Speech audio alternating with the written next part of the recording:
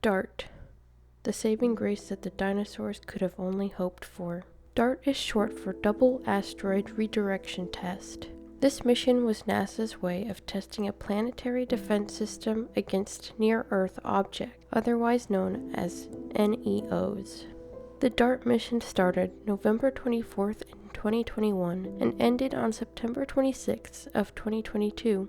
Definitely a mission on the shorter side, but for a good reason. Before we get too far in, I should mention that at this time Earth is in no danger at all, and this was simply an experimental test. Earth has many layers of protection from asteroids all on its own without the help of human beings. Those protective layers being that the Earth is a small celestial body compared to so many other things that exist in the universe, meaning that it is unlikely that we would be hit by an asteroid traveling through space. When we do occasionally get hit by meteorites or asteroids, they are normally small enough and burn up in our atmosphere before they have the chance to hit the ground.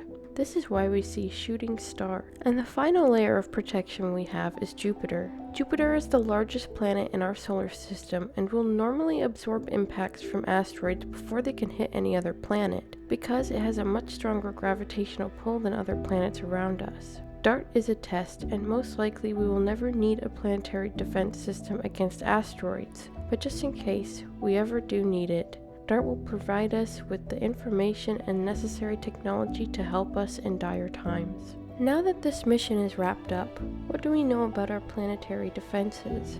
It has now been proven that we can control a spacecraft to crash into an incoming asteroid to redirect its course. This defensive technique is called kinetic impact. NASA's next steps will be to observe the asteroid and determine whether or not its course has been altered. The asteroid in question is Dimorphos. This asteroid is around 170 meters around and is the smallest celestial object that we have ever named. As of now, it is hypothesized that Dimorphos' orbit will be slowed down by about 10 minutes, with DART impacting Dimorphos at 90,000 kilometers per hour. Dimorphos is technically classified as a minor planet moon because it orbits around another asteroid called Didymos. The two of them are considered a binary system. Dimorphos orbits Didymos in an almost completely circular orbit that takes almost 12 hours to complete. But let's talk about DART. DART is essentially a cube-shaped satellite that NASA sent out to crash into Dimorphos. DART is capable of few things, seeing as its purpose was to inevitably crash and fall apart.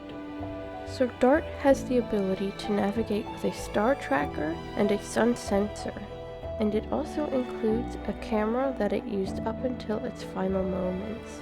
DART did not travel alone though. It was accompanied by the Italian space agency's LICIACube. The purpose of LICIACube was to confirm the impact had actually occurred and to get pictures of the event. As well, it is also meant to observe the debris and crater that was left after the impact. And its final mission is to observe the other side of the asteroid, seeing as DART never would. Both DART and the LICIACube took some test photos of other things in the universe to test their capabilities before they would accomplish their missions. As of now, the asteroid is still being observed, but not just by the LICIACube anymore, but also by the James Webb Space Telescope and Hubble. We don't know exactly how much it was deflected yet, but sometimes all you need is a little push. So based on this information, DART is assumed to be successful.